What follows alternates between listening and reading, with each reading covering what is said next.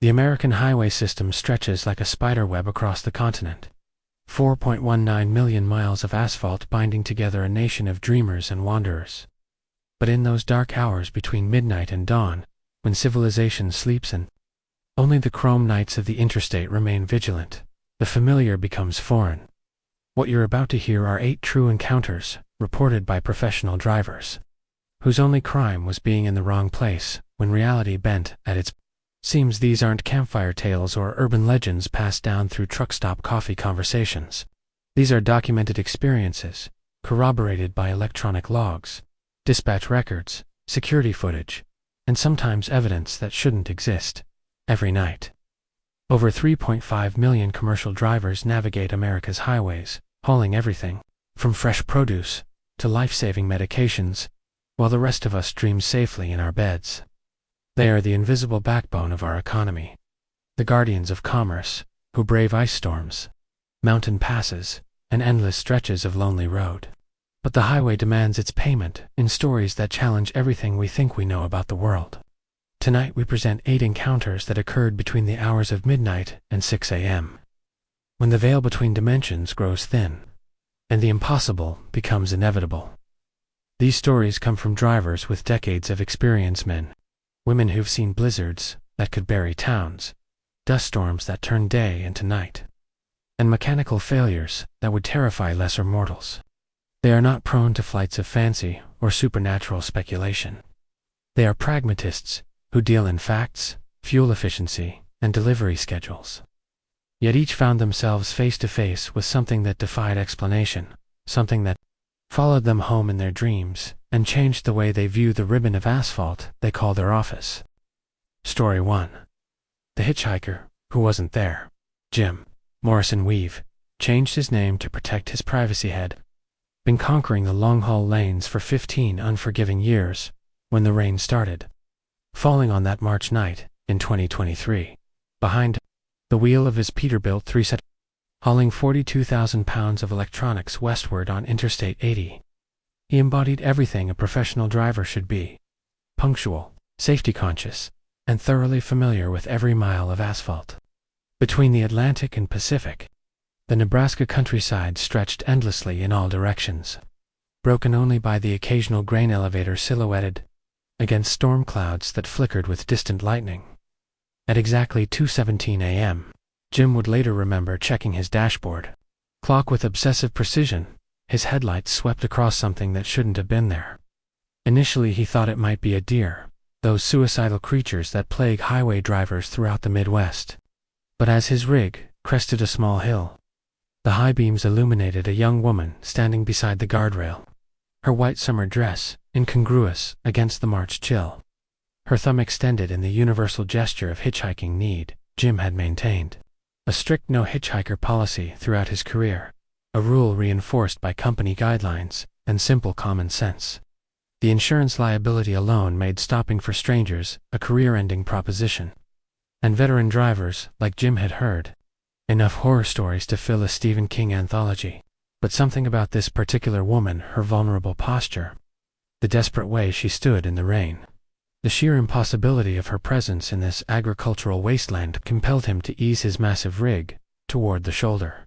The air brakes hissed their familiar sigh as Jim brought his 80,000-pound machine to a complete stop, approximately 50 yards beyond where he'd seen the woman. He grabbed his heavy-duty flashlight from the door pocket, the kind that could double as a weapon if necessary, and stepped down from the cab into the Nebraska night. The rain had suddenly ceased, leaving behind an unnatural silence, broken only by the tick of cooling metal and the distant rumble of his diesel engine at idle.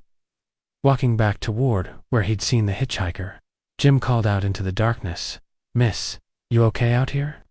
This is no place for walking, especially at night." His voice seemed to disappear into the void, swallowed by the vast emptiness of the Great Plains. The gravel crunched under his work boots as he approached the exact spot where his headlights had illuminated the woman in white, but she had vanished as completely as morning mist. Jim spent nearly 20 minutes conducting a thorough search of the area.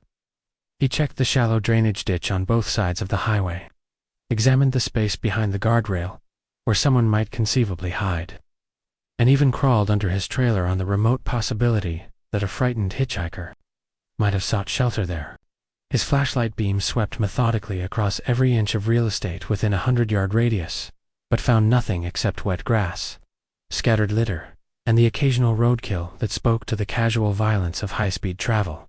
Disturbed, but convinced that exhaustion must be playing tricks with his perception, Jim returned to his cab and reached for his CB radio to report what he'd seen or thought he'd seen.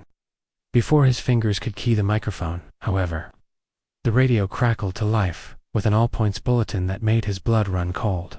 All units, be advised, we have a BOLO alert for a missing person. Last seen Highway 80, mile marker 126. The subject is a Caucasian female, approximately 23 years of age, 5 feet 6 inches tall, brown hair, last seen wearing a white summer dress. Mile marker 126. Jim's hands trembled as he located the nearest marker. 125 meaning the woman he'd encountered had been standing at exactly mile marker 126, the same location mentioned in the radio broadcast. But the dispatcher continued with details that transformed Jim's confusion into existential terror. Subject Linda Marie Carey went missing from this location on March 15, 2003. Exactly 20 years ago. Vehicle found abandoned. Subject never located. This is the anniversary date of her disappearance. Jim sat in his driver's seat for nearly an hour, engine idling, trying to process what he'd experienced. The rain began falling again, drumming against his windshield like ghostly fingers tapping out a message he couldn't interpret. He eventually radioed in his sighting, providing precise GPS coordinates and a detailed description of the woman he'd seen, but the responding state trooper found no evidence of anyone having been in the area. The investigation that followed revealed even more disturbing details. Linda Carey had indeed vanished exactly 20 years earlier after her car broke down at mile marker 126. She'd been driving home from a college party when her radiator overheated, and security cameras at a nearby truck stop had captured footage of her walking toward the interstate carrying a small overnight bag. She was never seen again, despite an extensive search involving K-9 units, helicopters, and hundreds of volunteers. What made Jim's encounter truly extraordinary was its timing. Linda had disappeared at 2:17 a.m. on March 15, 2003, the exact time and date when Jim spotted her ghostly figure 2 decades later.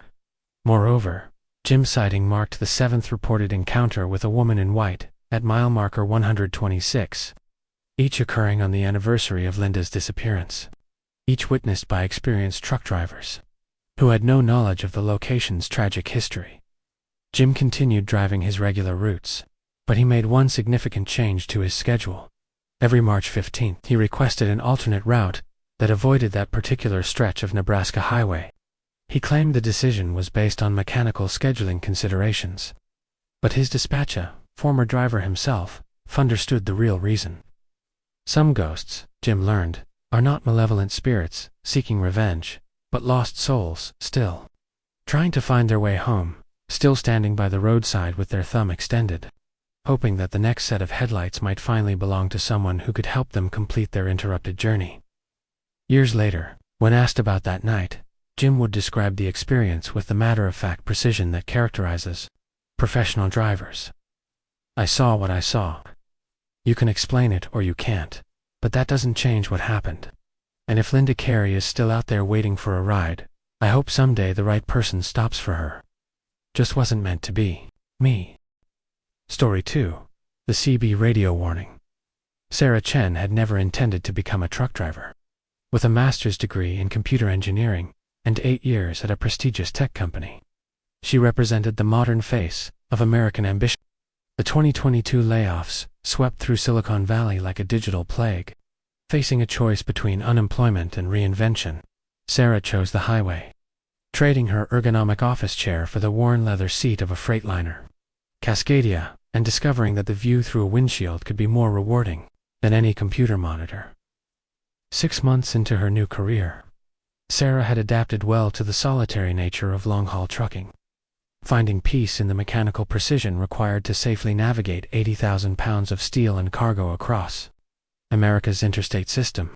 She'd learned the unwritten rules of truck stop etiquette, mastered the art of backing into tight spaces, and earned the grudging respect of veteran drivers who initially viewed her as another college-educated pretender playing dress-up in work clothes. On this particular November night, Sarah was threading her way through the serpentine curves of the Appalachian Mountains, hauling 40,000 pounds of steel coils from a Pittsburgh mill to an Atlanta construction site. The load was demanding steel coils could shift catastrophically, if not properly secured, turning a routine drive into a death trap faster than a driver could react. The mountainous terrain compounded the challenge, requiring constant vigilance as Sarah navigated steep grades, sharp curves, and elevation changes that could fool even experienced drivers into fatal mistakes.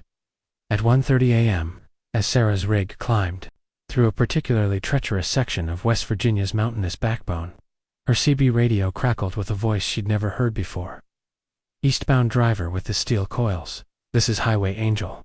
You copy?" The transmission was crystal clear, despite the mountainous terrain that usually interfered with radio communications. And something about the caller's tone urgent but controlled, like an air traffic controller guiding a plane through a storm. Sarah immediately keyed her microphone. "This is the eastbound freightliner with steel coils, Highway Angel." "Go ahead." Sarah's response was automatic, professional, but she felt a chill of unease. How did this unknown voice know the specific nature of her cargo? Shipping manifests weren't broadcast over CB channels, and her truck bore no external markings that would identify her load to casual observers. "Listen to me very carefully, driver. You've got company back there. Big trouble coming up fast behind. You need to get off the highway immediately. Next exit, whatever it takes. Your life depends on it." The voice carried an authority that bypassed rational thought and spoke directly to Sarah's survival instincts. The same primal warning system that had kept humanity alive throughout millennia of natural selection. Sarah immediately checked her mirrors, scanning for the company that Highway Angel had warned about. The curving mountain road behind her appeared empty, illuminated only by her own trailer lights, reflecting off the guardrails and retaining walls that kept the highway carved into the mountainside. She tried to raise Highway Angel again. "I don't see anything back there." "Highway Angel, what kind of trouble are we talking about?" "No time to explain. Trust me. Get off now. Next exit. Don't hesitate." The response came back with such urgent certainty that Sarah felt her hands automatically moving toward her turn signal.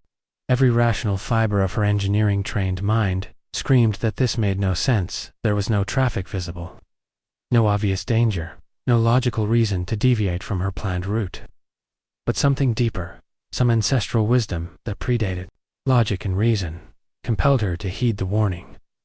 The next exit appeared in her headlights, like a gift from Providence, a small mountain town called Beckley. Population 847, according to the weathered highway sign. Sarah took the off-ramp despite every instinct telling her to maintain her schedule, pulling into an abandoned gas station parking lot where she could observe the main highway through a gap in the trees. Her truck's engine settled into its comfortable, idle rhythm as she waited, watching, trying to understand what danger she'd supposedly avoided. 2 minutes later, she saw them, headlights approaching from the west. But these weren't the familiar twin beams of a standard vehicle. These lights were massive, blindingly bright, like the forward floods of a mining operation or the landing lights of a commercial aircraft.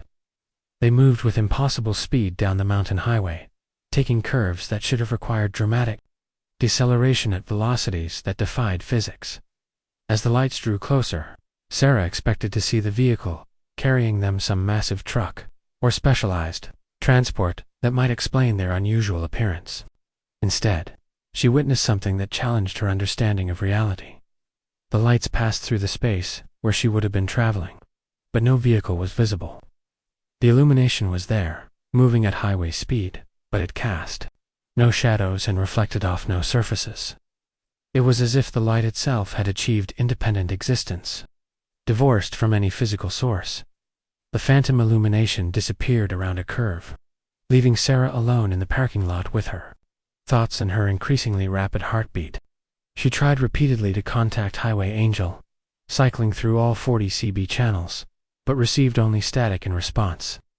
Her truck's communication system showed no record of the incoming transmission, as if the conversation had never occurred. At dawn, Sarah returned to the highway and discovered a scene that would haunt her dreams for years to come. Approximately 5 miles down from where she'd been traveling, the entire westbound lane was closed by a massive accident investigation. A truck carrying steel coils, the same type of cargo Sarah was hauling, had apparently lost control, jackknifed across both lanes, and plummeted through the guardrail into the ravine below. State Trooper Martinez, who had worked highway accidents for 15 years, described the scene with the clinical precision of someone who had seen too much death on mountain roads. Driver was killed instantly. Truck went right through the guardrail like it was tissue paper, dropped maybe 300 feet into the creek bed. We estimated he was traveling at least 90 miles per hour when he hit that curve, which is rated for 45 maximum. But here's what we can't explain. His CB radio was completely destroyed, but not by the impact. Someone had removed it from the dashboard before the accident, professionally removed it with the right tools. The accident had occurred at 1:35 a.m., exactly 5 minutes after Sarah had received her mysterious warning. The timeline was precise and terrifying. If she had maintained her original route and speed, she would have been directly in the path of the out-of-control truck when it lost control and careened across the highway. Sarah filed a comprehensive report with both her company and local authorities, hoping to identify the mysterious highway angel who had saved her life. The investigation revealed troubling inconsistencies. No CB operator named Highway Angel was registered in the region. The voice pattern didn't match any known driver or emergency responder. Most disturbing of all, analysis of CB radio traffic for that night showed no transmission on any channel at the time Sarah reported receiving her warning. Dispatch Supervisor Kelly, who had been monitoring radio communications in the Appalachian region for 23 years, offered her professional assessment. "I know every regular driver, every handle, every voice pattern in these mountains. We maintain detailed logs of all CB communications for safety and regulatory purposes. According to our equipment, there was no Highway Angel transmission at the time, and location Ms. Chen specified. But something saved her life that night, and it wasn't coincidence." The investigation took an even stranger turn when researchers discovered that Highway Angel wasn't the first mysterious voice to issue life-saving warnings on that particular stretch of mountain highway. Local truck stop records contained reports dating back over a decade of drivers receiving similar warnings from unidentified voices. Warnings that consistently preceded serious accidents. In each case, the warned driver survived while others perished, and in each case, no record of the warning transmission could be found. Sarah continued driving the Appalachian routes, but with a new appreciation for the forces that might be watching over those who brave the mountain highways. She kept her CB radio tuned to Channel 19, hoping to hear Highway Angel's voice again, perhaps to thank him or to understand the nature of his guardianship. Sometimes, during the darkest hours of mountain nights, she thought she detected something in the static, a whisper of words, a fragment of warning intended for some other driver approaching some other moment of mortal peril. "I don't pretend to understand what happened that night," Sarah would later reflect. "My engineering background demands logical explanations for everything, but some experiences transcend logic. Someone or something saved my life, and that's enough for me. Whether it was a ghost, an angel, or just a good Samaritan with a really good radio, I'm grateful to be alive to wonder about it." The implications of the lost time troubled both drivers far more than the encounter with the mysterious figure. If they could lose 32 minutes without any awareness of the gap, what else might be happening during their long drives across empty highways? How many other encounters might they have forgotten? How many other lapses in time might be hidden in the spaces between mile markers? Mike and Dave completed their mandatory rest period and continued eastward, but the experience fundamentally altered their relationship with the highway. They began paying closer attention to time discrepancies, comparing their electronic logs with independent clocks, documenting any unusual experiences, no matter how trivial they might seem. Their investigation revealed a disturbing pattern. The Last Chance Travel Plaza had been the site of numerous reports of missing time, mysterious encounters. and drivers who claimed to have spoken with people who didn't appear on security cameras. 3 previous teams had reported encounters with a tall figure speaking backward, and each report mentioned the same plea for help that Mike and Dave had heard. Local law enforcement records showed that the Travel Plaza property had been the site of a fatal accident in 1982, when a hitchhiker was struck and killed by a drunk driver in the parking lot. The victim, identified as Thomas Hartwell, was a drifter who had been asking passing truckers for rides to Denver. Witnesses reported that his last words, spoken to paramedics as he lay dying, were "help me get home." Some suggested that Thomas Hartwell might still be in the parking lot, still asking for the help he needed to complete his interrupted journey. Mike Rodriguez left team driving 6 months after the last chance encounter, returning to local routes that allowed him to sleep in his own bed every night. Dave Thompson continued long-haul driving, but avoided the Wyoming stretch of Interstate 80, taking slightly longer routes that bypassed the area entirely. "We reported everything to our company, filed incident reports, even called the local sheriff," Mike would later recall. "But what do you tell them? That we lost 32 minutes talking to a dead man who spoke backward. That we encountered something that defied every law of physics and common sense.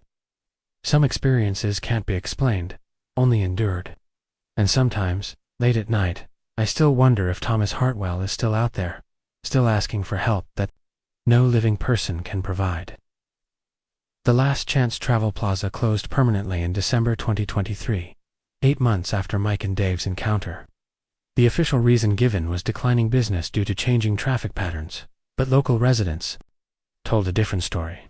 They reported that the voices in the parking lot had become too frequent and too loud to ignore, that drivers were avoiding the facility because of atmospheric disturbances, and that the security cameras had begun recording events that happened at different times than they were observed. Today, the abandoned building stands as a monument to the mysteries that haunt America's highways. Its broken neon signs no longer flickering, but its parking lot still occasionally visited by drivers who report seeing a tall figure in the darkness, still speaking backward, still pleading for help that the living cannot provide. Story 3. The Rest Stop Man, in reverse. Mike Rodriguez and Dave Thompson epitomized the brotherhood of team drivers, 2 professionals, who had learned to share the confines of an 18-wheeler cab with the easy camaraderie of old soldiers. 8 years of cross-country runs had taught them to coordinate their sleep schedules, respect each other's space, and maintain the constant communication necessary to safely navigate a vehicle that measured 75 feet from nose to tail, and weighed as much as a small building when fully loaded. Mike, at 38, brought the intensity of his former life as a Marine Corps mechanic to his driving career. Every pre-trip inspection was conducted with military precision, every mile logged with obsessive accuracy. His partner, Dave, 4 years older and blessed with the philosophical temperament of someone who had seen enough of life to appreciate its absurdities, served as the team's diplomat and strategist. Together they had established a reputation for reliability that kept them constantly employed hauling high-value cargo across America's interstate system. On this particular November night, they were eastbound on Interstate 80 with a trailer full of pharmaceutical supplies bound for distribution centers along the eastern seaboard. The cargo was worth more per pound than gold, consisting of temperature-sensitive vaccines and specialized medications that required constant refrigeration and precise handling. Federal regulations mandated specific rest periods, even for team drivers, and their electronic logging devices indicated they were due for a mandatory break. The Last Chance Travel Plaza appeared in their headlights like a relic from trucking's grittier past. Built in the late 1970s, during the era of CB radio culture and owner-operator independence, the facility had clearly seen better decades. Half of the overhead lighting had failed, casting the parking lot in pools of illumination, separated by lakes of darkness. The main building's neon signs flickered erratically, creating a strobe effect that made the entire scene appear to pulse. "With mechanical epilepsy, loneliest place on earth," Dave muttered, as he surveyed the scene through the passenger window. The Travel Plaza sat in the middle of Wyoming's high desert, 127 miles from the nearest town of any significance, serving as a way station for the hardy souls who braved the emptiness between civilization's scattered outposts. Only 3 other trucks occupied the vast parking lot, their dark cabs, suggesting their drivers were deep in the sleep cycles mandated by federal hours of service regulations. Mike shut down their Kenworth W90OL and completed the post-shutdown checklist with his characteristic thoroughness. "I'm going to check the reefer unit and grab some coffee," he announced, referring to the refrigeration system that kept their pharmaceutical cargo at precisely controlled temperatures. "Need anything from inside?" Dave declined, preferring to update his logbook and review their remaining route, while Mike handled the mechanical inspection. It was a routine they had performed hundreds of times in dozens of truck stops across the continent, as familiar and comfortable as any other aspect of their professional partnership. Mike stepped out of the cab, into the Wyoming night, and immediately sensed that something about this place felt wrong. The air was unnaturally still, no wind, no sound except the steady hum of their refrigeration unit and an ominous electrical buzzing from the failing overhead lights. The silence was so complete, it seemed to press against his eardrums like deep water, and he found himself unconsciously scanning the shadows for threats that logic told him couldn't exist. As Mike walked around their trailer, checking the refrigeration connections and examining the cargo doors for any signs of tampering, a figure emerged from the darkness between 2 abandoned fuel pumps. The man was unusually tall, perhaps 6 feet 5 inches, dressed in dark clothing that seemed to absorb rather than reflect the available light.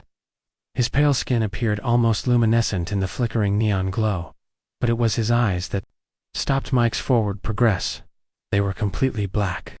Not the dark brown or deep blue that might appear black in poor lighting, but genuinely, impossibly black, like looking into the depths of a cave that had never known sunlight. The stranger opened his mouth and began to speak, but the words emerged as if he were reciting a foreign language, or perhaps speaking English, in reverse. "Play-em," he repeated, with increasing urgency. "Play-ing. Is-I-op." The voice carried an odd resonance, as if it were coming from somewhere inside Mike's head, rather than from the figure standing 10 feet away. Mike began backing toward his truck, never taking his eyes off the strange figure. Every instinct developed, through years of military service and highway experience, screaming that he was in the presence of something fundamentally wrong. From inside the cab, Dave noticed Mike's retreat and immediately grabbed his heavy-duty flashlighter for battery, maglite, that could serve as a weapon if necessary, and climbed down to provide assistance. When Dave activated the flashlight and directed its powerful beam toward the figure menacing his partner, the light passed through the space where the man was standing, as if he were made of morning mist. Yet both drivers could still see him clearly, still hear his increasingly desperate backward pleading. The impossible nature of the situation, a figure that could be seen but not illuminated, heard but not recorded by any physical means, everything they thought they understood about reality. "Play-em, play-em," the figure continued, his desperation growing more palpable with each repetition. Then, with a clarity that cut through their confusion like a blade, they both heard the words spoken correctly. "Help me, help me." The transformation from backward gibberish to comprehensible English was instantaneous and terrifying, as if some cosmic translation device had suddenly activated. Both drivers retreated to their truck and locked the doors, an action that felt simultaneously necessary and ridiculous, given that locks would presumably be ineffective against whatever entity they had encountered. Dave started the engine while Mike continued to watch the figure, who remained motionless in the parking lot, his black eyes reflecting no light, but somehow conveying infinite sadness and desperate need, as they prepared to leave. Mike insisted. They checked the travel plaza's security cameras, hoping to gain some understanding of what they had witnessed, or at least to confirm that their experience had some basis in observable reality. They parked near the main building and approached the night clerk, a weathered woman in her 50s, who introduced herself as Janet, and who observed their obvious distress with the knowing expression of someone who had seen too much during her nocturnal shifts in this isolated outpost. "You boys look like you seen a ghost," Janet commented as she led them to a small office behind the convenience store counter. "What happened out there?" Her tone suggested that unusual incidents were not uncommon at the Last Chance Travel Plaza, and her willingness to show them the security footage implied that she had dealt with similar requests before. The security monitor displayed a black and white feed from cameras positioned throughout the parking lot. The timestamp read 2:47 a.m. as they watched themselves on the screen mic exiting the truck, walking around the trailer, then apparently talking to empty air. Dave appeared with his flashlight, illuminating nothing. Then both figures retreated to their truck and drove to the front of the building. "What you boys were talking to out there?" Janet asked, studying their faces with the shrewd assessment of someone accustomed to evaluating the truthfulness of midnight travelers. "Ain't been nobody else in that lot all night, except you and them." Sleeping drivers, Mike and Dave exchanged glances before describing their encounter with the tall figure. The backward speech, and the desperate plea for help that both had heard with perfect clarity. Janet listened without skepticism or surprise, nodding occasionally as if their story confirmed rather than contradicted her expectations. "Happens sometimes," she acknowledged matter-of-factly. "Drivers get tired, see things that ain't there. Road'll play tricks on your mind." But then she checked the timestamp again and her expression changed, transforming from casual dismissal to genuine alarm. "That's impossible," she whispered, pointing at the monitor. The timestamp showed their encounter beginning at 2:47 a.m., but both Mike and Dave's electronic logging devices, which were synchronized with GPS, satellites, and federal monitoring systems, clearly indicated they had arrived at the travel plaza at 2:15 a.m. and had been conducting their inspection for approximately 10 minutes when the encounter began. According to every reliable timepiece they possessed, the encounter had started at 2:25 a.m., not 2:47 a.m. Janet accessed the earlier security footage, scrolling back to 2:15 a.m., when their logs indicated they had arrived. The screen showed an empty parking lot with no sign of their truck, no indication that any vehicles had been present. It was as if they had simply materialized in the parking lot at 2:47 a.m., 32 minutes after they knew they had actually arrived. "I've been working nights here for 12 years, Janet said quietly, her voice carrying the weight of accumulated mystery. "Seen some strange things, drivers talking to people who ain't there, losing time, finding themselves places they don't. Remember going to, but I never seen the cameras miss 32 minutes before. It's like you two fell out of the world for half an hour and then fell back into it." Arizona State Trooper Williams, a 20-year veteran of highway patrol who had investigated countless accidents along the Interstate 10 corridor, revealed that Tom's experience was not unique. "That stretch of highway has been problematic for years," he acknowledged. "We get regular reports of phantom vehicles, mystery lights, drivers claiming to see things that don't show up on camera or radar. Most of the time we attribute it to fatigue, optical illusions, or desert mirages. But Mr. Bradley's case was different because of the electronic evidence." Trooper Williams shared details of an accident that had occurred on the same stretch of highway in 1987. A Peterbilt tractor-trailer hauling steel pipe had jackknifed during a sudden dust storm, killing the driver instantly and scattering its cargo across all 4 lanes of the interstate. The accident had closed the highway for 18 hours and required specialized equipment to clear the scattered pipe and vehicle debris. The 1987 accident victim was Robert "Big Bob" Harrison, a 20-year veteran of long-haul trucking who had been known throughout the industry for his meticulous maintenance of his 1985 Peterbilt 359 truck equipped with the most powerful legal headlights available at the time, the same type of blindingly bright illumination that Tom had described seeing in his mirrors. Most disturbing of all, investigators had found Big Bob's logbook open to a page where he had written the same phrase repeatedly: "Something's following me, something's following me, something's following me." The final entry, made just hours before the fatal accident, read, "Whatever it is, it's getting closer. I can see it in my mirrors, but it don't show up on the CB. God help me, I think it's trying to tell me something." Tom continued driving the Arizona section of Interstate 10 for several months after his encounter. But the experience had fundamentally altered his relationship with that particular stretch of highway. During subsequent trips, he found himself compulsively checking his mirrors, watching for the return of the impossible lights. On several occasions, when atmospheric conditions were exactly right, clear skies, New moon, temperature inversion layers, he caught glimpses of them again. The lights always maintained the same distance, always displayed the same impossible brightness, and always disappeared when he attempted to allow them to pass. Tom began to understand that some phenomena were not meant to be solved or explained, but simply endured by those unfortunate enough to encounter them. 6 months after his phantom encounter, Tom Bradley retired from long-haul trucking and accepted a local driving position that kept him within 50 miles of his home base. He cited family considerations as his reason for leaving the highway, but his closest friends understood the real motivation. Some roads, Tom had learned, were haunted by vehicles that had never completed their journeys, driven by souls still trying to reach destinations they would never find. I kept my CB tuned to Channel 19 after that, Tom would later reflect, listening for other drivers who might need warning about what follows in the dark out there. Because whatever Big Bob Harrison became after that crash in '87, he's still out there on I-10, still trying to warn somebody about something. And maybe someday, someone will figure out how to help him finish his run. Story 4. The Phantom Truck of I-10. Tom Bradley represented the aristocracy of American trucking, a third-generation driver, whose family had been hauling freight since the 1940s, when his grandfather piloted underpowered rigs over 2-lane highways that predated the interstate system.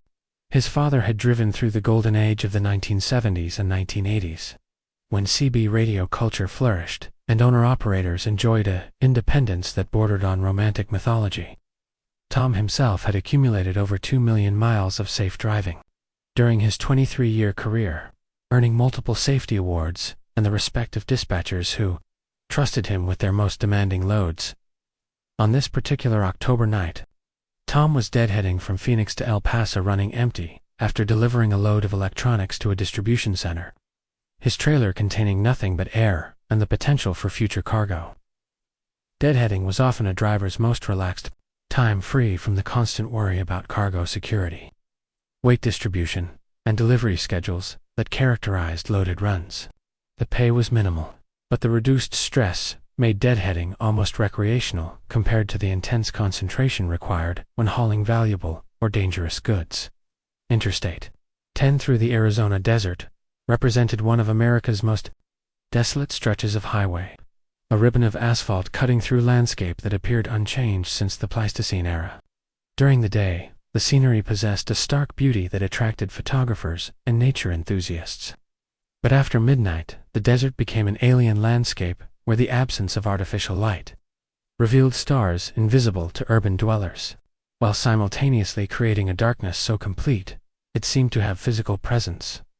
At 3:22 a.m., Tom was approximately 40 miles east of Tucson when his routine mirror check revealed something that shouldn't have been there.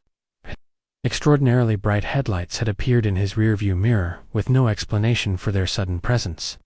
Tom prided himself on situational awareness, checking his mirrors every few seconds as defensive driving protocol demanded, and he was certain the highway behind him had been empty for the previous hour. The pursuing lights were unusual in their intensity and configuration, unlike the standard twin-beam headlight arrangement used by virtually all highway vehicles. These appeared to be high-intensity discharge lamps of the type used by emergency vehicles or specialized industrial equipment. They were blindingly bright, steady in their output, and positioned at exactly the height expected from a large truck's lighting system. Tom's initial assumption was that another driver had been making exceptional time through the desert, perhaps running at speeds that exceeded legal limits but weren't uncommon on the empty highways of the American Southwest. Professional drivers often pushed the envelope when conditions permitted, and Tom had no inclination to judge another driver's decisions about speed versus schedule pressures.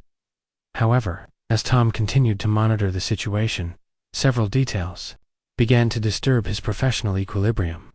The pursuing lights maintained exactly the same distance behind his truck, regardless of his own speed changes. When Tom reduced his speed to 65 miles per hour to allow the other driver to pass, a courtesy expected among professional drivers, the lights maintained their relative position. When he accelerated to 80 miles per hour, testing both his truck's capabilities and the mysterious driver's intentions, the gap remained absolutely constant. More disturbing was the complete absence of sound from the pursuing vehicle. The Arizona desert was acoustically pristine, a natural amphitheater where sounds carried for miles through the thin, dry air. Tom should have been able to hear the diesel engine of any truck, powerful enough to maintain highway speeds while generating such intense illumination. Instead, he heard only the familiar sounds of his own vehicle, the steady rumble of his Caterpillar engine, the whisper of tires on asphalt, the subtle vibrations that every experienced driver learned to interpret as mechanical language. Tom grabbed his CB radio and attempted to establish communication with the mysterious driver. Cycling through the channels commonly monitored by commercial vehicles. "Southbound truck on I-10, you copy. You're running pretty close back there, partner." He waited for a response, expecting either a friendly acknowledgement or perhaps an explanation for the unusual lighting and following behavior. The radio returned, only static. The empty hiss of electromagnetic radiation crossing the desert without human interpretation. Tom tried additional channels, including the emergency frequency monitored by law enforcement and emergency services, but received no response.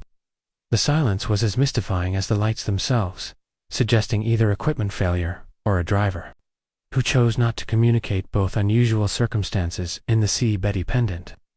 Culture of long-haul trucking.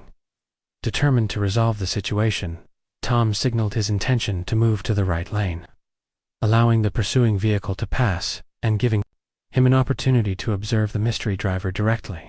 This was standard highway etiquette, and most professional drivers would appreciate the courtesy of being allowed to maintain their preferred speed without impediment from slower traffic. As Tom eased his empty trailer into the right lane and reduced his speed to 60 miles per hour, the pursuing lights grew larger and brighter in his mirrors, approaching with steady intensity that should have been followed by the sight of a massive truck pulling alongside. Instead, Tom witnessed something that violated every principle of physics he had absorbed during his decades of highway experience. The lights passed directly through his empty trailer.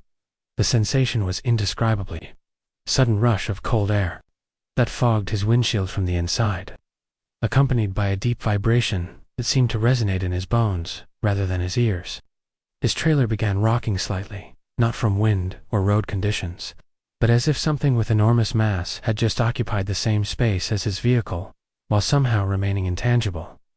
Tom immediately pulled onto the shoulder and activated his hazard lights, his hands trembling as he tried to process what he had just experienced. He grabbed his flashlight and conducted a thorough inspection of his trailer, expecting to find evidence of collision, impact damage, or some rational explanation for the physical sensations he had felt. The inspection revealed no damage whatsoever, scratches, dents, or signs that any object had made contact with his vehicle. However, the digital display of his trailer's temperature monitoring system showed an anomaly that defied explanation. The ambient temperature sensor, which had been reading a steady 47 degrees Fahrenheit, now displayed 32 degrees, a drop of 15 degrees that had occurred in approximately 10 seconds. There was no meteorological explanation for such a rapid temperature change in the middle of the desert, no weather front or atmospheric disturbance that could account for the dramatic shift. Tom's truck was equipped with a comprehensive dashboard camera system, forward-facing, rear-facing, and cab interior cameras that recorded continuously during operation. The system was designed to provide evidence in case of accidents, insurance disputes, or regulatory investigations, and Tom was confident that the footage would document his extraordinary encounter. When he reviewed the recorded footage, however, the cameras showed only empty highway. The rear-facing camera, which should have captured the approaching lights and their impossible passage through his trailer, displayed nothing but the familiar view of empty Interstate 10 stretching toward the horizon. The footage showed Tom slowing down, signaling, and moving to the right lane, but there was no other vehicle visible in any frame. Yet Tom's electronic logging device, a federally mandated system that recorded precise details about vehicle performance, location, and driver behavior, told a different story. According to the electronic data, at exactly 3:22 a.m., Tom's trailer had experienced what the SIE system classified as severe aerodynamic disturbance, lasting 47 seconds. The sensors had detected changes in air pressure, wind resistance, and vehicle stability consistent with a large object passing extremely close to the trailer at highway speed. Technical specialist Karen Moss, who had analyzed thousands of trucking incidents for insurance and regulatory purposes, examined Tom's electronic data with professional skepticism that gradually transformed into bewilderment. "I've reviewed data from every type of highway incident you can imagine: collisions, near misses, equipment failures, weather emergencies," she explained. "These readings clearly indicate interaction with another large vehicle, something with the mass and aerodynamic profile of a fully loaded AT. But the GPS and camera systems show Mr. Bradley was completely alone on that highway." Tom filed comprehensive reports with his company, local law enforcement, and the Department of Transportation, hoping that official investigation might provide explanations that his own analysis had failed to uncover.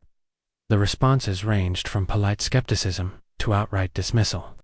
But one piece of information emerged that transformed his mysterious encounter into something far more troubling. The scratches were not random damage, but formed deliberate patterns, some resembling letters or symbols, as if someone had been attempting to communicate by clawing messages into the metal surfaces. The temperature sensors throughout the trailer showed that the unit had maintained 38-degree refrigeration for exactly 8 hours, confirming Lisa's account of the climate control operation. Investigation into the Baltimore pickup revealed additional mysteries. The pharmaceutical warehouse had no record of Lisa's scheduled pickup, no documentation of any priority medical transport, and no knowledge of the shipment she claimed to have collected. Security cameras at the facility showed Lisa arriving and departing with a trailer, but the loading dock was officially closed that night, with no staff on duty and no scheduled shipments. Warehouse Security Chief Adams reviewed the footage with increasing confusion. "Our systems show the driver arriving and leaving with equipment, but according to our operational logs, nothing happened that night. No loading activity, no personnel present, no shipments processed. It's as if she interacted with a facility that didn't exist while she was there." Lisa quit trucking the following week, citing irreconcilable differences with an industry that seemed to have lost touch with objective reality. She accepted a position as a freight dispatcher, helping coordinate shipments from the safety of an office environment where cargo remained theoretical rather than tangible. In her new role, Lisa occasionally received calls from drivers reporting unusual cargo behavior: phantom shipments, loads that seemed to move on their own, deliveries that had no corresponding pickup records. Unlike other dispatchers who might dismiss such reports as fatigue-induced hallucinations, Lisa listened with complete belief and understanding. "I know what it's like to haul something that shouldn't exist," she would later reflect. "Something was in that trailer, something that needed help but couldn't be helped by anyone in this world. I still hear the scratching sometimes, late at night when I'm trying to sleep. And I wonder if whatever I was carrying found its way to wherever it needed to go, or if it's still out there, still trapped in empty trailers, still clawing messages that nobody will ever read." Story 5. The Cargo That Moved. Lisa Martinez had built her reputation in the specialized world of refrigerated transport, hauling temperature-sensitive cargo that required the precise environmental control that separated professional drivers from mere truck operators. Over 12 years of reefer hauling, she had transported everything from life-saving pharmaceuticals to exotic foods, learning to manage the complex systems that kept her cargo viable during journeys that might span thousands of miles in multiple climate zones. Refrigerated trucking demanded a different skill set than standard freight hauling. Drivers had to understand temperature management, humidity control, air circulation patterns, and the specific requirements of different types of cargo. A load of frozen fish required different handling than fresh produce, which in turn differed from the exacting standards demanded by pharmaceutical shipments. Lisa had mastered all these variables, earning the trust of shippers who relied on her expertise to preserve cargo worth millions of dollars. On November 3, 2023, dispatch called with the kind of opportunity that drivers rarely refuse: a priority shipment paying $3,000 for a straight run from Baltimore to Miami. The money was exceptional, nearly triple the normal rate for that route, and the expedited nature of the delivery meant Lisa could complete the run and return home with enough profit to take the following week off. The pickup was scheduled for 11 p.m., at a pharmaceutical distribution facility outside Baltimore, a timing that suggested the cargo was part of an emergency medical supply chain.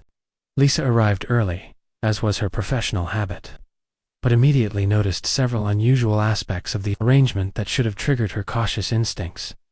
The paperwork was minimal, a single sheet, labeled Priority Medical Transport, with basic routing information, but none of the detailed documentation that typically accompanied pharmaceutical shipments.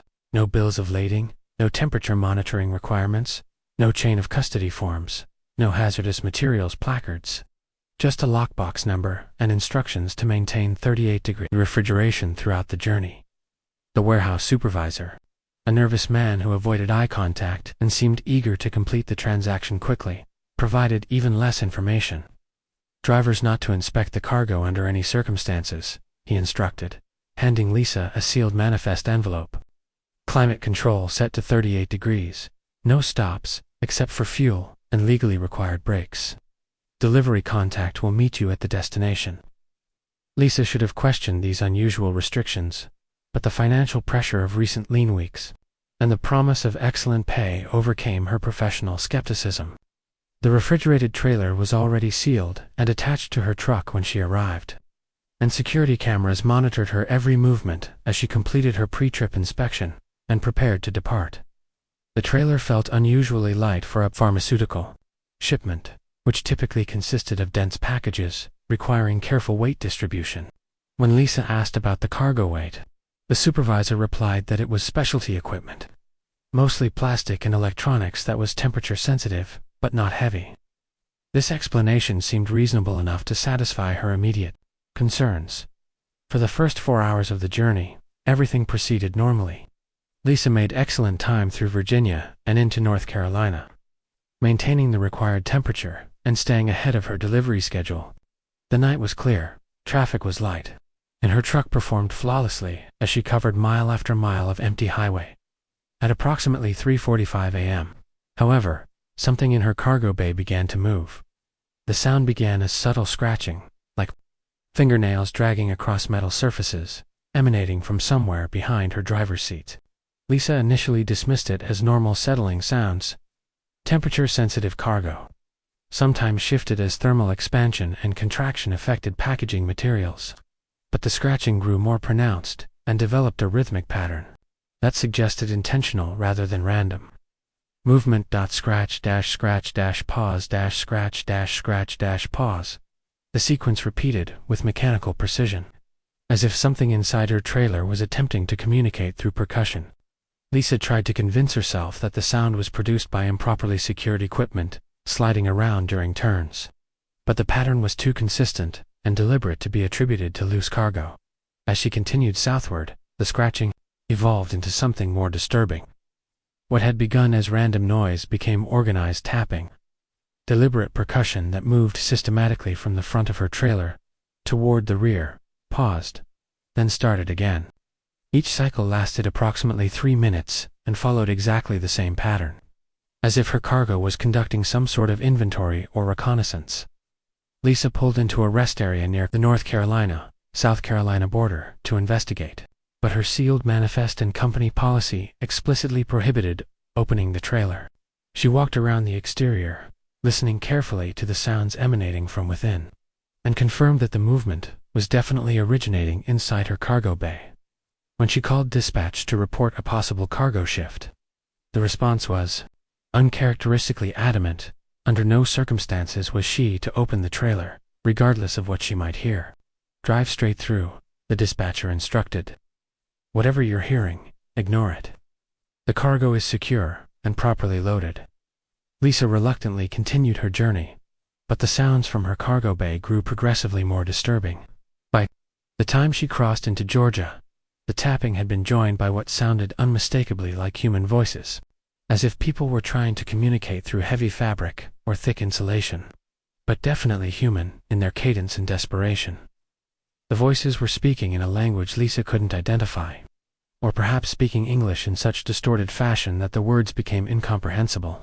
Occasionally she thought she could distinguish individual syllables or fragments of familiar words, but the overall effect was of listening to a conversation taking place underwater, or behind multiple barriers, her CB radio began experiencing interference that coincided with the vocal sounds, producing static bursts and electronic squeals that suggested her trailer contained some type of broadcasting equipment.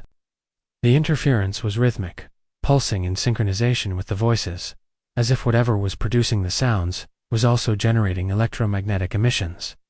At 6:30 a.m., still 2 hours from her Miami destination, Lisa made a decision that violated her contract, but preserved her sanity. The voices had become clear enough for her to distinguish individual words. "Help us," repeated over and over with increasing urgency and desperation. She pulled into a truck stop in Gainesville, Florida, and used bolt cutters to break the security seal on her trailer. Her hands trembled as she opened the rear doors, expecting to discover medical equipment that had somehow come alive, or perhaps stowaways who had hidden themselves among the cargo. Instead, the trailer contained absolutely nothing. Not just an absence of the expected pharmaceutical cargo, but a complete emptiness that suggested the trailer had never carried anything at all. No tie-down straps, no loading equipment, no pallets, no evidence that cargo had ever occupied the space. Lisa immediately contacted her dispatch, reporting the missing cargo and requesting instructions for handling what appeared to be theft or possibly some type of elaborate insurance fraud.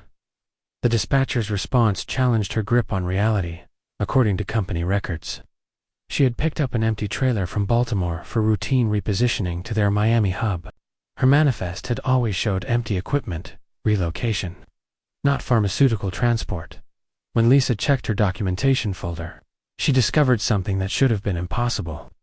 The papers she had been given clearly described a medical cargo shipment with special handling requirements and climate control specifications.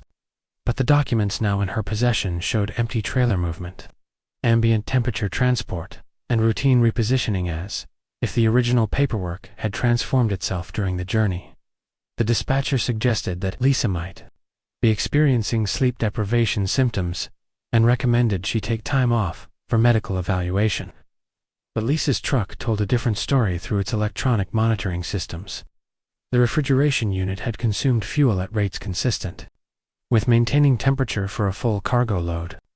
Her GPS showed the exact routing specified for hazardous medical shipments, including detours and restrictions that would be unnecessary for empty equipment relocation. Mechanic Frank Torres, who had 28 years of experience servicing refrigerated trucks, examined Lisa's electronic data with professional bewilderment.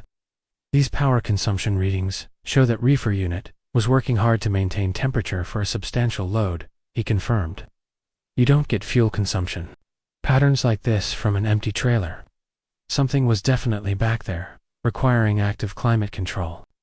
Lisa completed her delivery to the Miami facility, where maintenance personnel were expecting an empty trailer for routine inspection and service. But when their mechanic examined the interior, he discovered evidence that contradicted the official records. Fresh scratches on the interior walls, gouges in the metal surfaces that appeared to have been made by fingernails or similar implements. Fuel industry analyst James Crawford examined the receipt with professional skepticism that gradually transformed into bewilderment. Diesel fuel hasn't been 32 cents per gallon since 1973, he confirmed. This receipt appears authentic for that era. The paper, the printing process, the formatting are all consistent with 1950s fuel station documentation. But it's dated last year, which should be impossible. Rick continued trucking for 6 months after his Millfield experience, but each trip through eastern Colorado became an exercise in psychological endurance.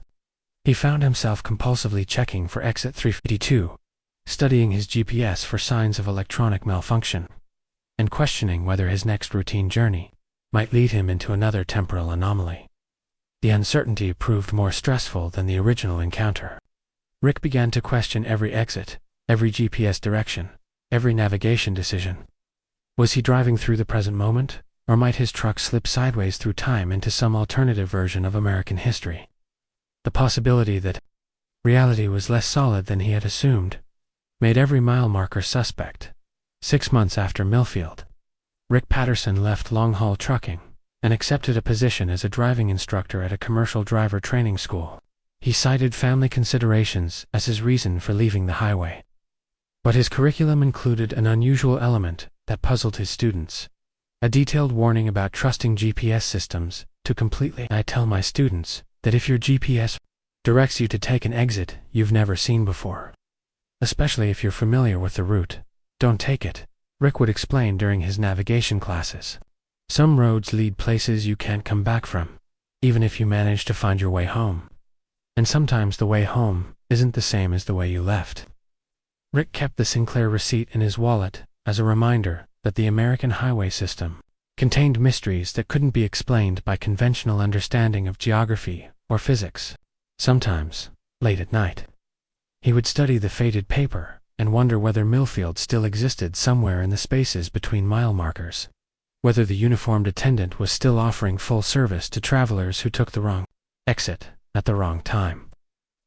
I don't pretend to understand what happened that night, Rick would reflect years later.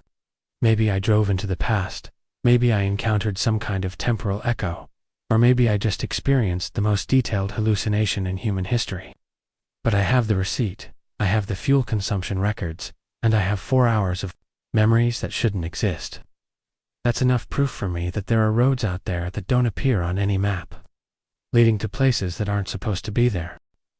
Story 6. The Highway That Doesn't Exist, Rick. Patterson embodied the methodical precision that characterized the most successful long-haul truckers drivers who had survived decades on the highway through careful planning, consistent execution, and an almost religious devotion to routine. Over 17 years of over-the-road experience, Rick had developed systems and habits that allowed him to navigate the chaos of American transportation with clockwork reliability. He knew every mile of his regular routes, every truck stop, every way station, every potential hazard or delay that could disrupt a carefully planned schedule. His Denver to Kansas City run was particularly familiar territory, a route he had driven perhaps 200 times without significant variation. The electronic components he was hauling from a Colorado manufacturing facility to a Missouri distribution center represented typical cargo for this route. Valuable, but not hazardous, requiring careful handling but no special permits or routing restrictions. It should have been a routine overnight run, the kind of predictable journey that allowed experienced drivers to operate almost on autopilot while maintaining complete situational awareness. On this foggy October night in 2024, however, Rick's GPS navigation system began displaying behavior that contradicted 17 years of accumulated route knowledge. Approximately 50 miles outside of Limon, Colorado, the screen started flickering erratically, cycling through recalculating route messages with increasing frequency. Then, despite Rick's certainty that no such exit existed, the system directed him to take exit 352 toward a place called Millfield. Rick had driven this section of highway so many times, he could navigate it blindfolded. He knew every exit number, every mile marker, every distinctive feature of the landscape. Exit 352 simply did not exist.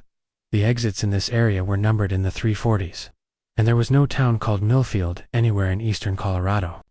Yet his GPS insisted with electronic certainty that exit 352 was approaching in 1 mile. The fog had thickened dramatically as evening progressed, reducing visibility to perhaps 20 feet, and creating the disorienting sensation of driving through a cloud. Rick should have pulled over to wait for clearer conditions, but his delivery schedule was tight and his GPS continued to insist that exit 352 offered the fastest route to his destination. Against his better judgment and contradicting 17 years of route experience, Rick followed the electronic guidance onto an exit ramp that shouldn't have existed. The off-ramp led to a 2-lane road that appeared to be brand new, perfect asphalt without cracks or weather damage, fresh yellow center lines, and modern reflective lane markers that seemed to glow in his headlights. The road surface was so pristine it appeared to have been completed within the past month. Yet it cut through countryside that Rick was certain should have been interstate highway corridor. As Rick followed the mysterious road through landscape he didn't recognize, his confusion deepened. The terrain was wrong for this part of Colorado: rolling hills covered with mature hardwood trees instead of the high plains grassland that characterized the area around Limon. Farmhouses dotted the countryside, their architecture suggesting An earlier era of American agriculture, and fields of corn stretched toward horizons that seemed impossibly distant. After 20 minutes of driving through terrain that couldn't exist, Rick saw lights ahead, the warm yellow glow of street illuminating what appeared to be a small farming community. His GPS cheerfully announced destination, Millfield, Colorado, which made no sense since he wasn't supposed to be going to any town, only continuing on Interstate 70 toward Kansas. Millfield appeared to be a perfect example of small-town America from an earlier era. The buildings were uniformly well-maintained examples of 1950s commercial architecture, a hardware store, a diner, a movie theater advertising films that Rick didn't recognize, and a full-service Sinclair station complete with uniformed attendants. Every structure appeared to be in pristine condition, as if the town had been constructed yesterday but designed to evoke a bygone era. Rick needed fuel, and the Sinclair station seemed welcoming with its bright lights and professional signage. He pulled his rig up to the diesel pumps, expecting self-service equipment, but instead was greeted by an attendant who emerged from the office wearing a perfectly pressed uniform and displaying the kind of eager customer service that had disappeared from American commerce decades earlier. "Good evening, sir. Fill her up. Check your oil." The attendant's speech patterns and mannerisms seemed authentically period appropriate, as if he had stepped out of a 1950s training film about proper customer service. Rick found himself studying the man's face, looking for signs of theatrical performance or historical reenactment. But the attendant's demeanor appeared completely natural and unself-conscious. Rick requested a full fuel load and asked for directions back to Interstate 70, expecting simple guidance that would return him to familiar territory. Instead, the attendant looked genuinely puzzled by the reference to an interstate highway. "Interstate? Not familiar with that road, sir, but highway 40 will take you east toward Kansas, if that helps." Highway 40 was the old transcontinental route that had been largely replaced by Interstate 70 during the federal highway construction projects of the 1960s. Rick tried to explain about the interstate system, but the attendant simply smiled politely and said, "Well, roads change all the time, don't they? Always building new ones, seems like." When Rick attempted to pay for his fuel with a credit card, the attendant examined the plastic rectangle with curious interest, as if he had never encountered such a payment method. "I'm sorry, sir, but we only accept cash." "Is that going to be a problem?" When Rick handed over a $20 bill, the attendant studied the currency with the same fascination he had shown for the credit card, commenting that the design was interesting, and asking when they had changed the appearance of American money. The entire interaction felt like a carefully scripted encounter with living history. But Rick could detect no signs of deliberate performance or tourist attraction artifice. The attendant seemed genuinely unfamiliar with credit cards and modern currency design, as if Millfield existed in a temporal bubble that had preserved 1950s commerce in perfect detail. Disturbed by the anachronistic encounter, but eager to return to familiar territory, Rick asked for specific directions back to the interstate. The attendant cheerfully provided routing instructions. "Just keep heading east on Highway 40. Should intersect with your interstate in about 30 miles. Drive safe now, and thanks for stopping at Sinclair." As Rick drove away from the station, the fog began to lift, revealing countryside that was even more impossible than what he had glimpsed through the mist. Rolling hills, covered with hardwood forests, stretched in all directions, dotted with farmhouses that appeared to be actively occupied, despite their 1950s architecture. Fields of corn and soybeans grew in neat rows that extended to horizons that seemed too distant for Colorado's geography. Dawn was breaking as Rick found himself back on Interstate 70, exactly where he should have been, according to his original route plan. His truck's electronic logging system showed that he had driven 127 miles on surface roads to cover what should have been a 23-mile stretch of interstate highway. The fuel consumption data confirmed that he had indeed purchased diesel fuel during his detour, and his odometer readings supported the extended mileage. Most disturbing of all, Rick's electronic logs showed that he had lost for hours somewhere between taking the mysterious exit and returning to Interstate 70. His delivery schedule, which had been tight but manageable, was now severely compromised by the unexplained delay. Rick immediately began researching Millfield, Colorado, using every resource available to professional drivers' GPS databases, trucking atlases, state highway departments, and historical archives.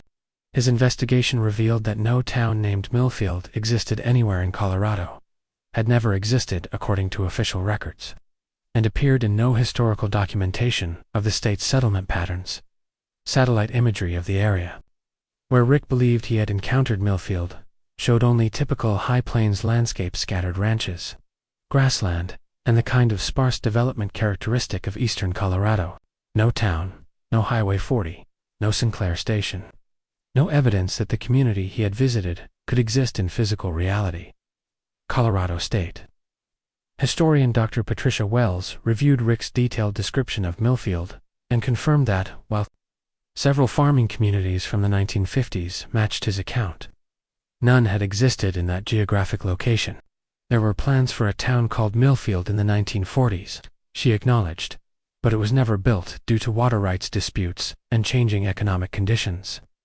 The name appears in some preliminary development documents, but no actual community was ever established.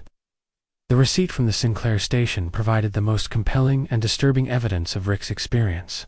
The paper was genuinely aged, printed with technology that hadn't been used for decades, and showed fuel prices of 32 cents per gallon, rates that hadn't existed since the early 1970s. Yet the receipt was dated October 15, 2024. The correct date of Rick's journey. Highway Patrol investigators reviewed CB radio logs, truck stop security footage, and electronic monitoring data, but found no evidence of Bones Wallace's presence on the highway in 2024. As far as official records showed, Robert Bones Wallace had died in a single-vehicle accident on October 15, 2012, exactly 12 years before Maria and Tommy claimed to have been traveling in convoy with him. Maria Santos left long-haul trucking 6 months after the incident, citing irreconcilable differences with linear time. She accepted a position as a fleet dispatcher, helping coordinate drivers from the safety of an office environment where past and present remained properly separated. Tommy Chen continued driving but avoided US 287 entirely, taking longer routes that bypassed the stretch of highway where Bones Wallace had died twice. He occasionally monitored CB Channel 19 during long night runs, listening for familiar voices that might be broadcasting from the wrong decade. "I don't pretend to understand what happened that night," Tommy would later reflect. "Maybe we drove into some kind of time loop. Maybe Bones was a ghost who didn't know he was dead, or maybe the storm did something to reality that science can't explain. But I heard his voice, I saw his taillights, and I watched him disappear just like he did 12 years before I was old enough to have a license. Some experiences can't be explained, only remembered." The stretch of US 287, where Bones Wallace died, remains active highway, traveled by thousands of drivers every year. But truckers who know the story often report unusual CB chatter during dust storms, distant voices, telling jokes, sharing road stories, and maintaining the eternal vigilance that keeps convoys together through the darkest hours of the night.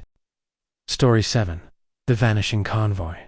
The brotherhood of the road rarely manifested more clearly than in the spontaneous convoys that formed during lonely stretches of highway, when individual drivers would join together for companionship, safety, and the simple pleasure of shared conversation across the CB airwaves. Such an informal alliance developed on a clear October night outside Amarillo, Texas, as 3 eastbound trucks found themselves running at similar speeds on the endless ribbon of US Highway 287. Bones Wallace led the impromptu convoy in his immaculate Peterbilt 389, a chrome-heavy showpiece that reflected his pride in both his equipment and his 30-year career hauling specialized machinery across the American heartland. Behind him, separated by the regulation-following distance, rolled Maria Santos in her working-class Freightliner Cascadia, loaded with agricultural equipment bound for Oklahoma distribution centers. Bringing up the rear was Tommy Chen, a second-generation driver, whose father had taught him that the highway was safer when traveled in company, especially during the vulnerable hours between midnight and dawn. The 3 drivers had fallen into convoy formation naturally, drawn together by similar speeds and compatible CB conversation. Bones entertained his companions with an endless supply of road stories, dirty jokes, and observations about the changing nature of trucking culture. Maria contributed her own experiences as one of the relatively few women in long-haul trucking, while Tommy provided the perspective of a younger generation learning to navigate an industry that his father had helped build. Their CB chatter was interrupted when a sudden weather front swept across the Texas Panhandle with the swift violence characteristic of Great Plains meteorology.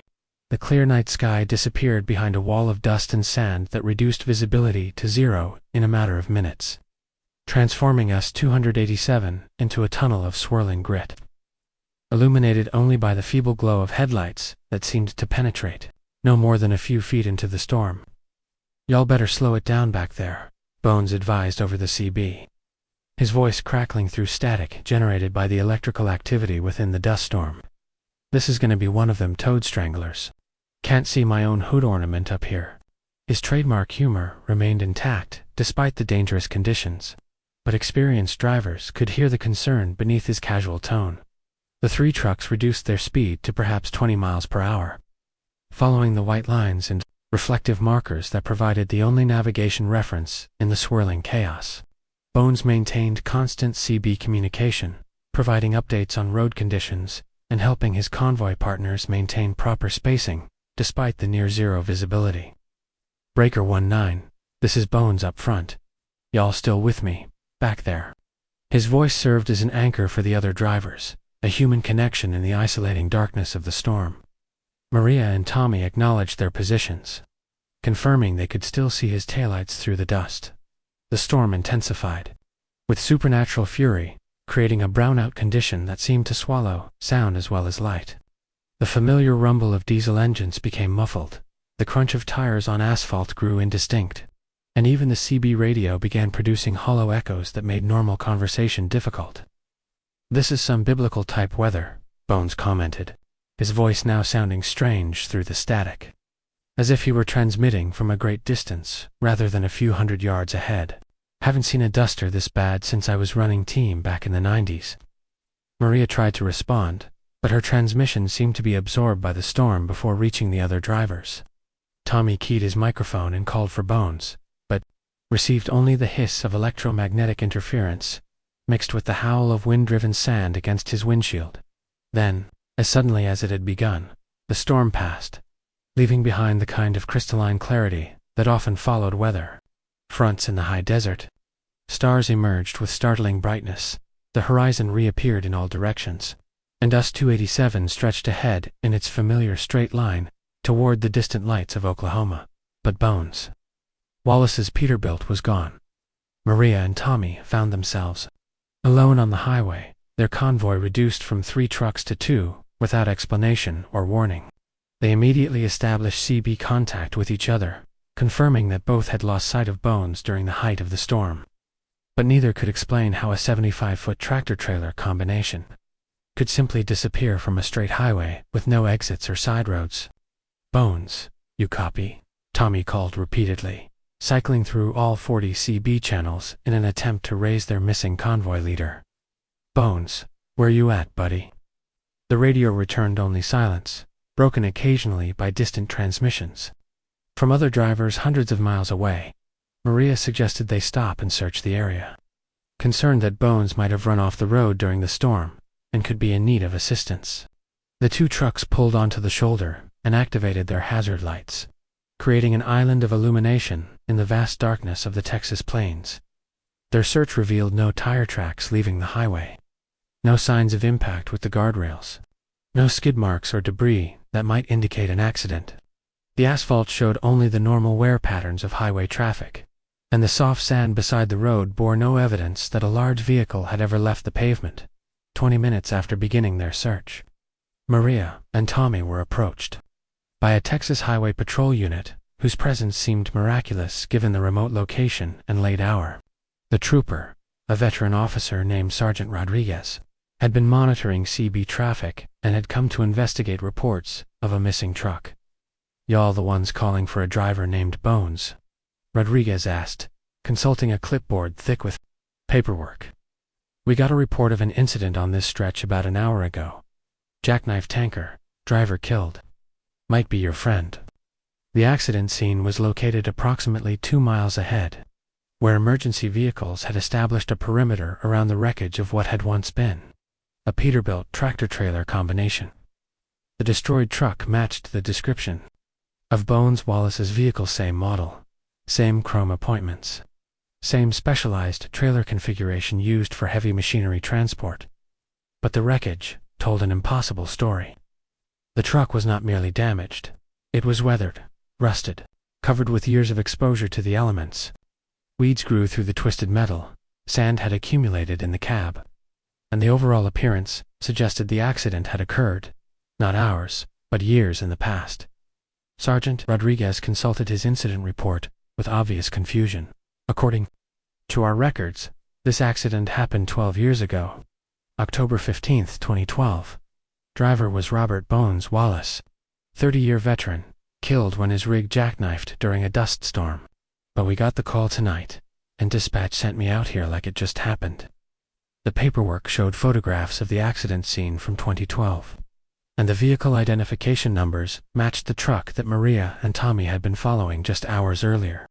The cargo manifest listed the same specialized machinery that Bones had described carrying during their CB conversations.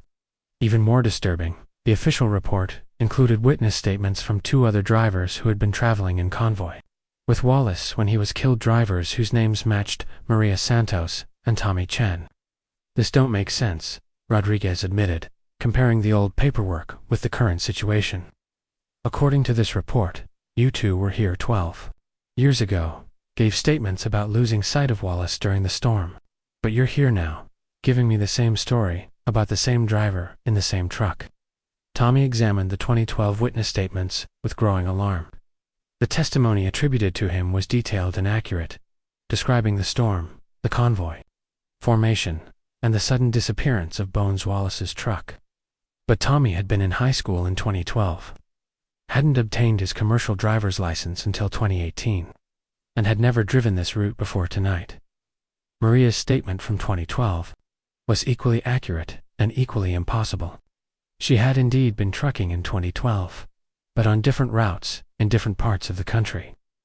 She had never met Bones Wallace before tonight's chance encounter, had never traveled US 287 through this part of Texas, and had no memory of giving any statement to law enforcement about a missing driver. When the storm cleared completely, revealing the full accident scene in the harsh illumination of emergency lights, one final detail emerged that challenged any rational explanation. The wreckage showed no fresh tire tracks leading to or from the crash site. The sand around the destroyed truck bore the undisturbed patterns of wind erosion, as if no vehicle had approached the location for years. Yet Maria and Tommy's trucks showed mud and debris on their undercarriages, consistent with driving through the aftermath of an accident scene. Their electronic logging devices recorded the exact time and location of their stop, confirming they had indeed been present at coordinates that officially contained only a 12-year-old wreck. The investigation that followed raised questions, without providing answers. How had 2 drivers witnessed the same accident 12 years apart? How had Bones Wallace died in 2012, yet appeared to be alive and communicating via CB radio in 2024? How had Maria and Tommy given witness statements for an event they couldn't have experienced? I don't know if she's trying to help people or hurt them, Carla would later reflect. Maybe she's just lonely, looking for company in whatever passes for an afterlife. But I know that Lullaby would have led me right into that swamp if I hadn't seen her eyes or where her eyes used to be. Some songs are beautiful enough to kill you, and some singers don't care whether their audience survives the performance. The Interstate 10 corridor through Louisiana remains one of America's most heavily traveled freight routes, carrying millions of tons of cargo between Texas and Florida every year. But experienced drivers who know the local legends maintain a respectful wariness during the humid months, keeping their windows closed and their CB radios tuned for warnings about the siren of the spillway, whose voice still echoes across the wetlands, still calling for travelers to join her in the dark water where her song will never end. Story 8. The Highway Siren. Louisiana's Interstate 10 cuts through some of America's most psychologically challenging terrain. Vast wetlands where the boundary between land and water becomes negotiable, where Spanish moss drapes from ancient trees like funeral shrouds, and where the humid air carries scents and sounds that seem to emanate from centuries of accumulated mystery. For drivers crossing this landscape during the vulnerable hours between midnight and dawn, the highway becomes a narrow ribbon of certainty threading through an environment that operates according to older, more primitive rules than those found in trucking regulations. Carla Wynne had been navigating these treacherous waters, literally and figuratively, for 8 years, hauling petroleum products between Texas refineries and Florida distribution centers.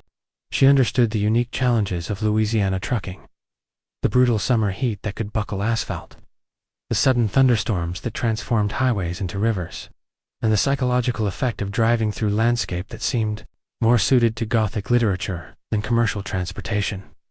Carla's experience had taught her to respect the swampland's capacity for disorientation. The endless miles of wetland created optical illusions that could fool even experienced drivers, while the heavy humidity often produced ground fog that reduced visibility to dangerous levels. She had learned to trust her instruments more than her eyes, to rely on GPS navigation rather than visual landmarks that might shift with water levels or seasonal changes.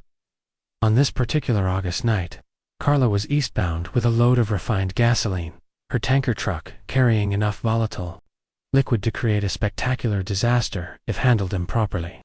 Petroleum hauling demanded constant vigilance, maintaining steady speeds to prevent cargo surge, avoiding sudden acceleration or braking that could destabilize the load, and remaining alert for the mechanical problems that could transform routine transportation into catastrophic explosion. The night was oppressively humid, even by Louisiana standards, with temperatures in the high 80s, despite the late hour and humidity levels that made breathing feel like drowning in slow motion. Carla had cracked her driver's window to create air circulation, preferring the discomfort of hot, moist air to the claustrophobic sensation of sealed climate control. At approximately 2:30 a.m., as her truck crossed a particularly isolated stretch of highway surrounded by impenetrable swampland, Carla became aware of music drifting through her open window. The sound was so faint initially that she thought it might be radio interference, or perhaps audio bleeding from her CB system. But as she reduced her engine noise by easing off the accelerator, the music became more distinct.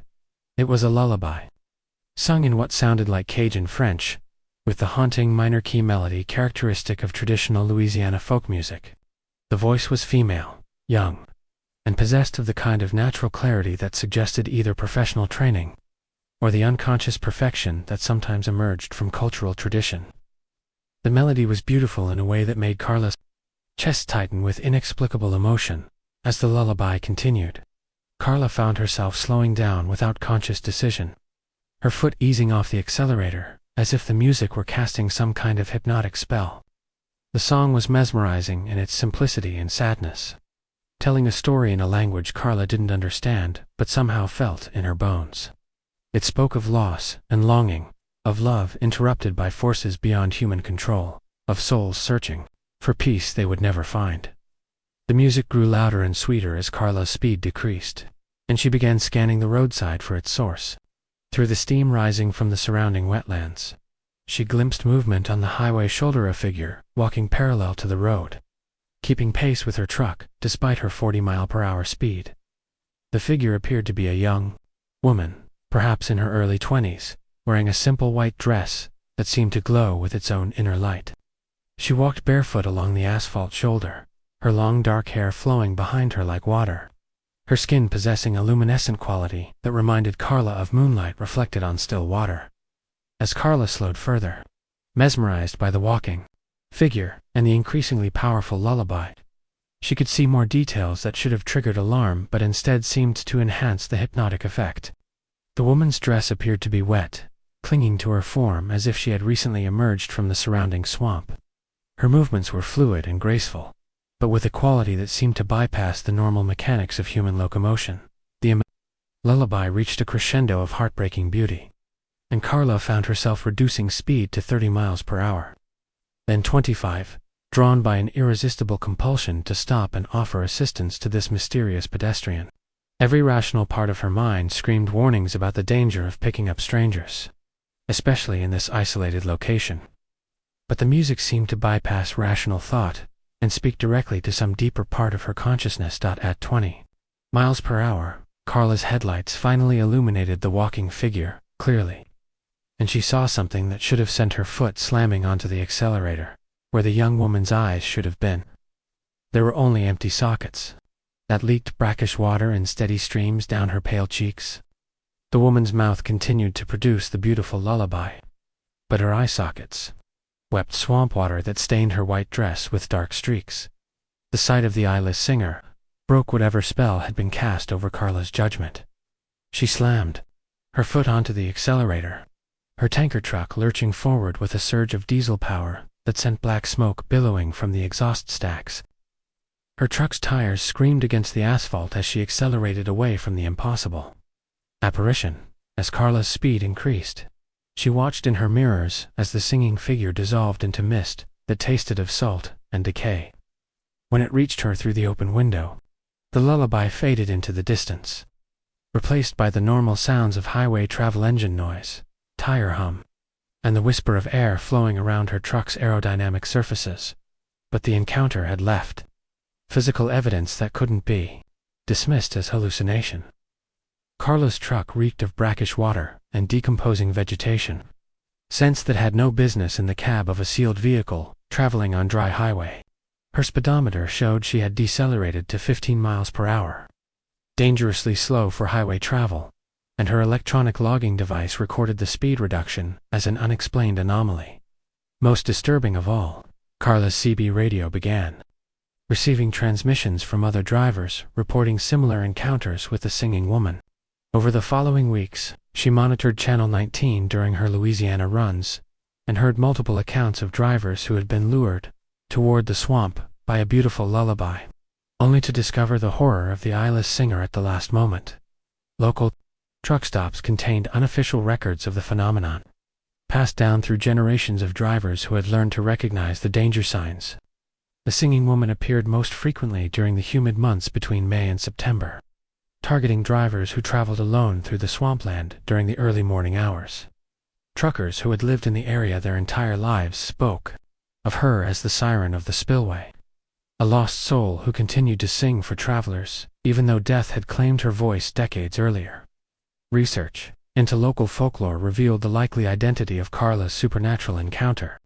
In 1963, a young Cajun woman named Marie Boudreau had drowned in the spillway system that controlled water flow through the wetlands along Interstate 10. Marie had been known throughout the region for her beautiful singing voice and her habit of walking the old highways while singing traditional lullabies learned from her grandmother. According to local accounts, Marie had been walking home from a church social when rising floodwaters swept her into the spillway system. Her body was never recovered, but witnesses reported hearing her voice continuing to sing even after she disappeared beneath the water. For over 60 years, drivers had reported encounters with a young woman singing Cajun lullabies along the highway, always in the same location where Marie Boudreau had lost her life. Highway engineers dismissed the reports as mirages caused by heat distortion and humidity, but the consistency of witness accounts suggested something more substantial than optical illusion. Drivers described the same white dress, the same flowing hair, the same hypnotic lullaby that grew stronger as vehicles slowed down. And always, at the moment of closest approach, they discovered the horrible truth of the eyeless singer who wept swamp water, while her voice called lonely souls toward the dark water that had claimed her. Carla Wynne continued driving the Louisiana routes, but she never again traveled with her windows open during the early morning hours. She learned to recognize the first notes of the deadly lullaby, and would immediately accelerate when she heard the familiar melody beginning to weave its spell. Other experienced drivers who knew the story would monitor CB radio during dangerous hours, ready to warn newcomers about the danger of slowing down when the singing began.